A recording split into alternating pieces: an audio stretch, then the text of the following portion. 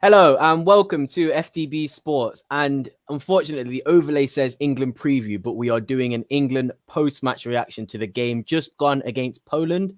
At home, it was a 2-1 win. It was a pretty typical England win, if you ask me. I'm a Spurs fan, as you can see. I'm a Spurs fan. You can't have these games. You can't play games as a Spurs and England fan and not be sitting at the edge of your seat. So yeah, 2-1 England. I'm here with Brezzy Page, obviously. Good guy, great guy. He's an Arsenal fan, but he's a great guy. Don't worry, done the check.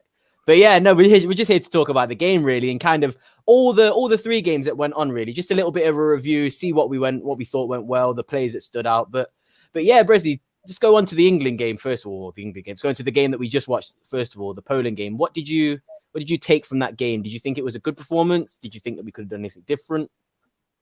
It was a very average game, if I'm honest.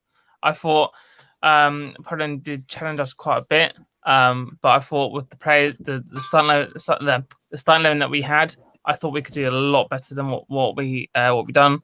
Obviously, second half, we just kind of went 1-0. I'll take that, and then obviously Poland with a sloppy kind of mistake by Stones. They went 1-1, and then pressure was on again. Had it with 3 points.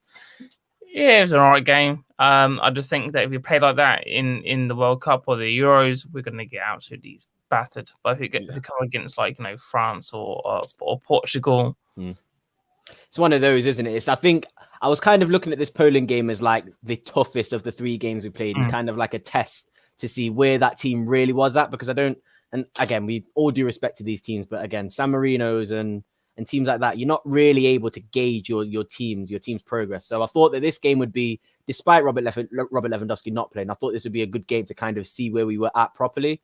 And to be fair, in that first half, I was kind of blown away. I'm not even going to really sugarcoat it. I was like enjoying watching England play a lot. And the way that those guys pressed and the chances they created, they seemed to kind of show their dominance on the pitch. And I kind of felt like that's the way that England need to go. But as we said, it's typical from England. It's that second half. It's kind of thinking that we're almost better than we are, and we can hold on to a 1-0 lead. And yeah, we've got a great team now, but a 1-0 lead against any team is a question. And then if they get that goal, they're gonna have the motivation. So I think that the approach could have been better. I think it could have been better, but you're right in what you're saying. It was a difficult one that we didn't need to make difficult. Just got a comment literally just in from Sam. What did we think of the starting 11? Well, if we have a look at our predictions, well, you and Sam's predictions, actually was quite off this time, wasn't it? It wasn't too close to what the starting lineup was. You guys suggested a 5 at the back. Do you think that could have made any difference? Do you think we could have maybe had more dominance or less dominance because of the extra defender? What do you think to that? I mean, all I can say is this. Luckily enough, Lewandowski was not playing because he could have absolutely taken us apart. And we could have done 5 at the back and used the wing backs to do an overlap. But he seems to favour a 4-3-3, and it almost kind of seems like that's what he's going to use in the Euros. Do you think he's saving that 5 at the back for the bigger teams? Do you think is that why you think that we necessarily don't see it as the main formation that we're starting with? Yeah, I mean, if I was going to play against obviously France and Germany, I'd probably play the 5 at the back and use the wing backs to overlap, because no disrespect to Albania and San Marino. I mean, we could play any kind of formation and still have enough firepower to kind of cruise through the game. Everyone said Poland's going to be the tougher game, and that kind of proved it. First half was all England, second half was all Poland. Luckily enough, Maguire in the second half saved us, and we got the 3 points. But if you take the game was 2 halves, that in the second half into the Euros or the World Cup, we will get absolutely battered by any. It's that complacency. It annoys me as well, because again, it's the quality that we've got on that pitch now. It's competing with the best. Again, I'll say I think France and Portugal and maybe Germany are probably the only teams that have got better squads than us. And if they are the only 3 squads that really have better squads than us, we can really be pushing for that. I think a semi-final is a minimum, and those performances they're not going to get you into a semi-final at all. Teams who aren't even as good as those three teams that I've just mentioned, like your Netherlands and even Italy's, who are obviously a quality, but they weren't as good as they were. They will still pick you off. They've got enough quality in those teams to pick you off. So I think you're really right in that. I think that mentality and that keeping that attacking style and pushing for a second and third goal, you have to show your dominance in these games, even if it is Poland and San Marino's and Albania's. But we'll look at the actual starting 11 then. It was 4-3-3, as we said. It wasn't that much different, actually. I think really and truly, the only different players to the Albania game was our fullbacks, if I'm not mistaken. I think everybody else kept their place. So like Chilwell came in and Walker came in. So yeah, I mean, who stood out to you in the team today? Do you think anybody really was the man of the match? Do you think anybody stood out and really staked their claim in the game today? To be honest, I'm actually a big fan of Rice and Mount. You know what? We were on the same wavelength because I was literally thinking the same two guys. I think those two I think out of the last three games, they can quite happily say I've got a starting place because their work rate, their counter attack, the defense, the work, how they press forward, they see openings that most people don't see, and then they exploit it. And I just think those two, England, Euros, is automatically they're in there. It's, you know what, particularly Rice in the Albania game stood out to me, but Mount today, particularly as Sam's just mentioned here, Mount was ridiculous. He was unbelievable. And like, you know what, I think we can all agree we've probably given Southgate a hard time. He got to a semi-final. It might have been easy. He's done all right. He's cultivated a good squad now. That's what I can give him credit for. He seemed to have brought a squad in that it's kind of mixed with youth. It's got all talent throughout the team. But the one thing that I can say that Southgate got spot on was sticking with Mount, and he would die for that guy. He basically was dying for that guy in the media. People were getting onto him, Grealish this, Grealish that, but he said no, Mount is good enough and should be starting. And boy, was he right. Mount is he's unreal. He's so good. He just works so hard for the team, and then he's got the quality as well. I just can't credit Mount more. So you're right. You're totally right about that. He was amazing. The thing is that you can't Lampard said Mount, Southgate said Mount, Tuchel said Mount. If three managers, on a world class level said, obviously I know Lampard was his first kind of big appointment, but he was Chelsea through and through, so he knows the youth academy, knows the whole setup. If he was saying Mount, that there's a player in Mount. And I just think the last three games have kind of proved that. He's played also centre mid, box to box. He's played attacking mid. He's played on the right this season, hasn't he? He's almost like a bit like not like a Saka, but like a bit like him, as in he's more versatile, so he can all of that sentiment. The midfield. I just think he's pretty much said, look, starting 11, I'm done. 100%. He was great. I think another player who was good as well was going forward was Sterling. He seemed to just dribble past all those Poland defenders. But you're right. I've particularly over those three games, it's just, I don't know what it is, but midfield and England seems to be, it shouldn't be the main sticking point, but the defense in midfield has been a bit of a problem, and we've got great attackers, and now we've got what seems to be an amazing midfield. If we can sort out that defense, and I don't know if it's the players or if it's the structure, I can't quite decide yet. But after obviously this Stones blunder today, kind of, it's difficult. Again, can't hate the guy for it, but he's made these mistakes before. I don't know if he's going to be able to ever knock that out of his system. And when he's partnered with the likes of Maguire as a centre-back partnership, I don't know about you, but that doesn't fill me with the most trust. So that five at the back, we said it will come against the big teams, but again, you never know. It could be our main formation that we start with, just for that sort of solidity there. But the problem is go on. As I say, the problem is even if you take Maguire and Stones out, who do you replace him with? Because we're all right going forward, we're all right with midfield, but defenders, we're so far in between. Yes, obviously Maguire guys are he plays for Man United, captain Man United, and he's a good player on his day. Stones plays for Man City, so you would expect those two would be, one of the two best defenders that we've got. But the problem is that yes, they have mistakes in them. But if you take them out, who do you replace them with? Yeah, it's difficult. The only players I can really think of at the top of my head are probably Cody, Mings, and maybe Michael Keane, Ezri Konsa if he continues his form.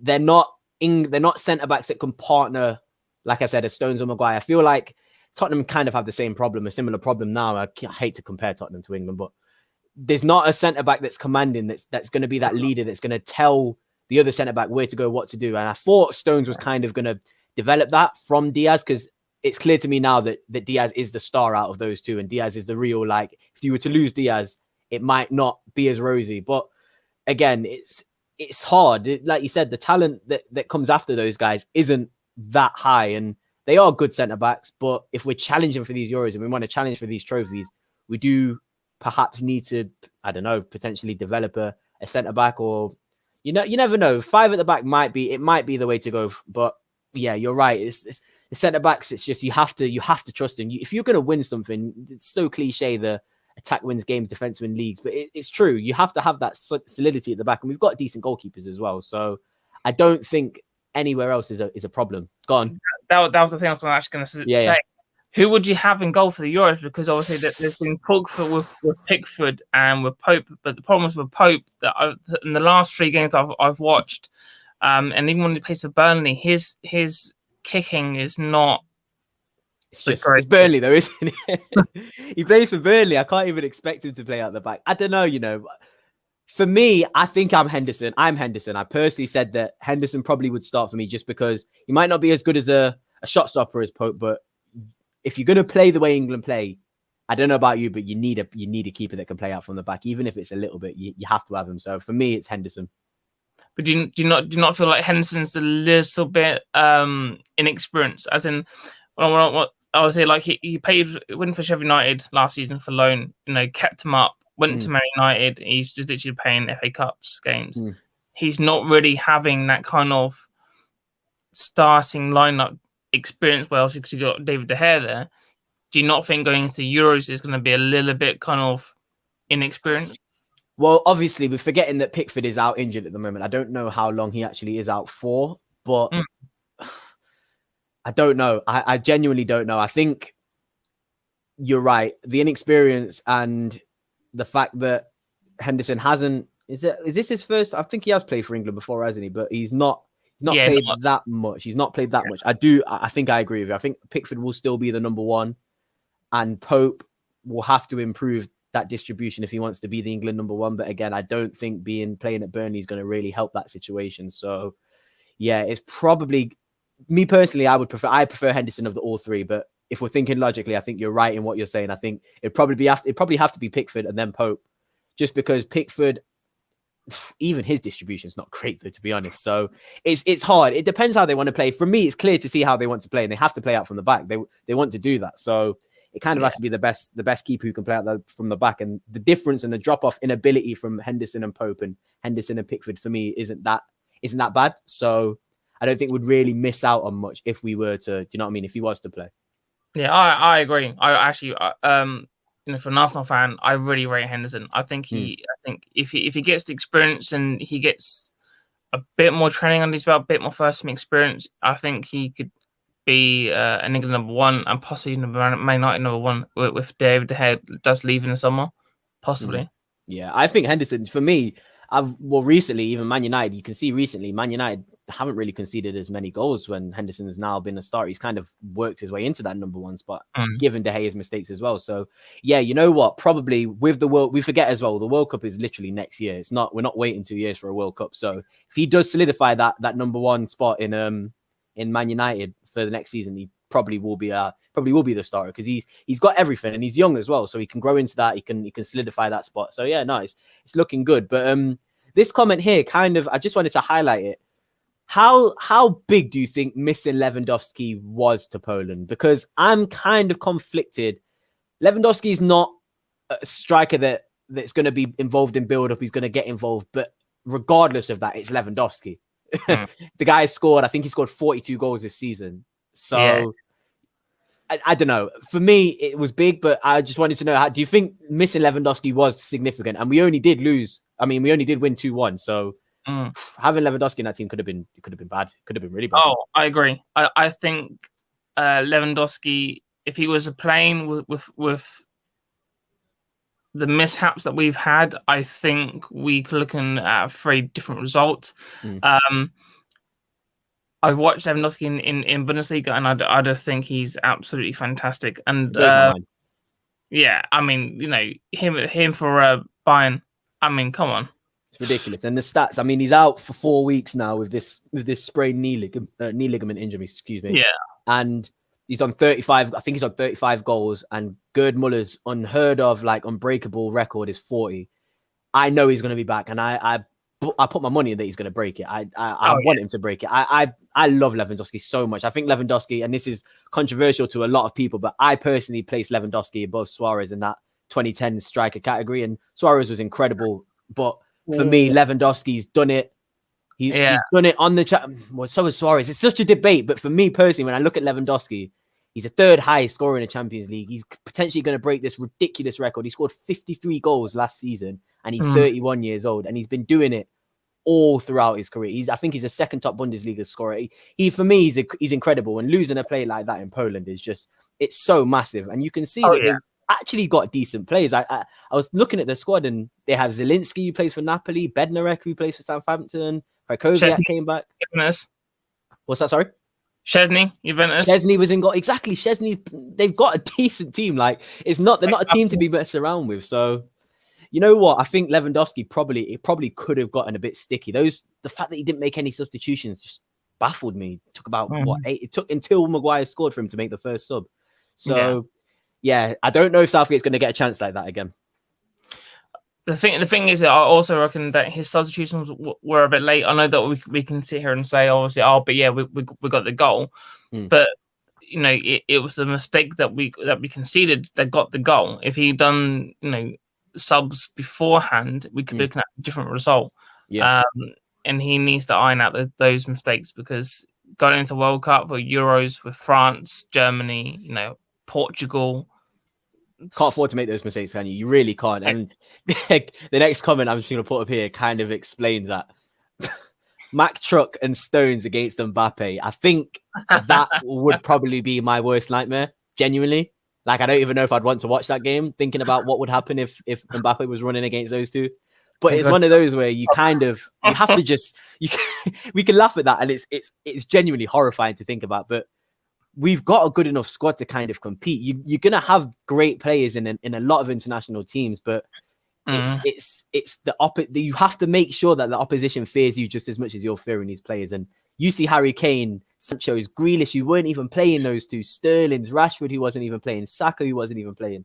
This for me is the biggest opportunity that we've had in a long, long time to really go for it. And what you say about these little mini mistakes and these is so typical of England making these mistakes. They just need to be ironed out, and it's so on. It's so on. It really is so on. And I hope we can do something. I really do. Do you think if we had the team that we've got now, or the squad that we've got now going into obviously Russia, do you think we would have got further than what we did with Croatia? I think we would have. Yeah, I think personally we would have beaten Croatia, but I also think that it kind of seemed a little bit like a mentality thing that Croatia lost. It was the free kick that went in from Trippier was great, and then it was kind of like once we conceded, they were kind of a little bit worrisome and a little bit fearful. And I think that they need to overcome a big team and beat a big team significantly. And I think that will give them the confidence to kind of go forward and as a squad and really push, because we haven't really seen much of England facing elite squads with the team that they've got now. And I want to see a challenge. I want to see England, like, again, Poland was a good challenge. 2-1 it was a difficult game. Don't get me wrong. The second half was a difficult half. But when we're talking about the upper echelons of European Euros football, it's your France's, it's your Germany's, it's even your Italy's and Netherlands who haven't been very good, and Portugal's. If I can see a solid performance against one of those teams, it's anyone's game, the Euros. You win 3 games, you get out. Well, you play 3 games, you get out the group stages, and then it's single games. You really can. You're relying on the quality of your players, and we've got so much quality now. Like, it's so on for me. It's so on. And speaking about it being on, we have to make sure that the players who we're gonna put our hopes on perform. And I've put this here, standout players.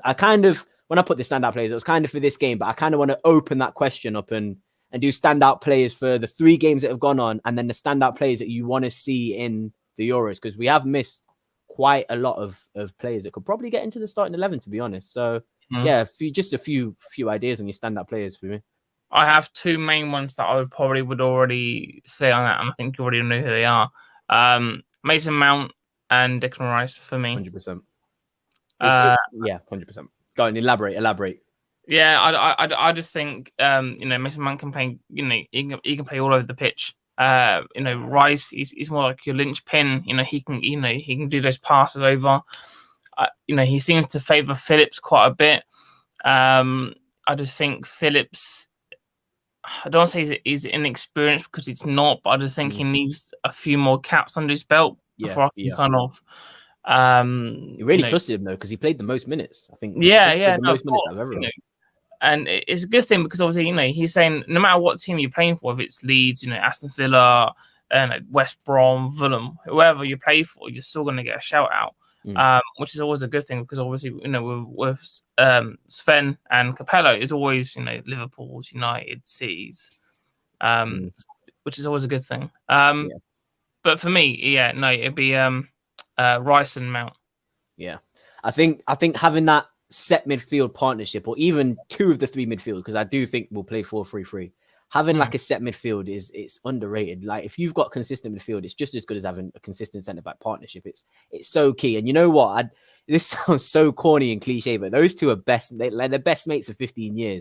I have to say, I can't imagine that doesn't have an impact in the way they play with each other and kind of work with each other on the pitch. It has to have a role, because if you're playing with your best mate, it's kind of like telepathy if you think about it. So I think you're right. I think those 2 kind of come as a package, but also they have their individual brilliance as well. They both impact the team significantly. I think obviously you've got Harry Kane. He's gonna make his impact. I think he needs to kind of get the Tottenham mentality out his head and play more as a striker for England. I think he's got enough quality behind him in England to kind of just be a striker like he was and bag as many goals as he possibly can. He was dropping off a lot in this game. And to be fair, Colin mentions, actually, I'm just looking at these comments there, and he says he was spending far too much time out the areas.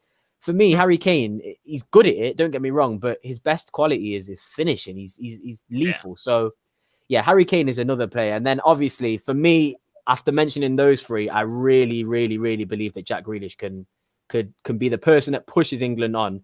And if we want to act serious and really want to think about winning this, I think if he's fit and firing, and then, like you said, Mount, Rice, fit and firing, Kane's on fire, those 4 players alone, I'm just thinking about it now. It's ridiculous. We should be doing real stuff in this Euros. So yeah, those 4 players for me, I just think about the depth. It's the depth. It's the players that are in the 11. There's so much about England to be excited about, and I don't know if as an England fan I'm getting too excited, but really and truly we should be, because the team is that good now. The team is that good, and I hope we can go and do something, because I think we need it as well after the past year and stuff, and potentially fans being able to be in the stadium. I think that the Euros and the World Cup, I remember in 2018, I'll never forget in 2018, it brought everyone together, that World Cup. Everyone was just going out, drinking, beer gardens. It was the vibe in England and UK was great. So it was one of them. I think just getting far in the Euros, it just does so much for everyone. It's really underrated. So I hopefully we can do well. I agree. I think if we can put consistent running and we iron out the mistakes, I think we could look at a very, very a good campaign. I don't want to say too much because I don't want to jinx it or anything like that. I'm not going to. I'm not. I've already learned as a Spurs fan, mate. Don't you worry about that. Don't say anything. But I do think with Foden in the team as well, obviously, yeah. Oof, God. I think with the potential that we've got, it's down to us to screw it up. Just going through a few comments here. Defender with balls would have at least tried to get in the way. Then number 13 turned his back and ducked out the way. I think the defense is not an issue, but it's probably the weakest spot in our team. Probably. We read that one. Mount, Rice, obviously Kane. Yeah, I think we can all agree. I think Mason Mount again. He's shown himself really to be stalwart in this starting lineup now. He's on the sheet. First name on the sheet for me at the moment. He was probably the best out of everyone in over the 3 games. Him and Declan Rice, 100%. Yeah. Standout Lingard, showing how a transfer can totally rejuvenate a player, guys. He has looked completely different from his Man United final months. Again, so true. Do you think I'm thinking now, Maddison is injured and Grealish is injured, but Grealish will probably get into the squad. Lingard and Maddison, is that the competition for that spot? Do you think that's what it's going to be down to? I don't know who's going to get that. I don't know. I think Foden has it now, and I think it's down to him to lose it. What I would say with Lingard is, yes, his transfer to West Ham has completely changed his current situation. Mm-hmm. The problem that I have is that when he was playing at San Marino, and again, no offense to San Marino, but it was just shots but blocks. There was no, with the shots that he was creating, he should have at least had, at least 2 goals. 10 shots. Yeah.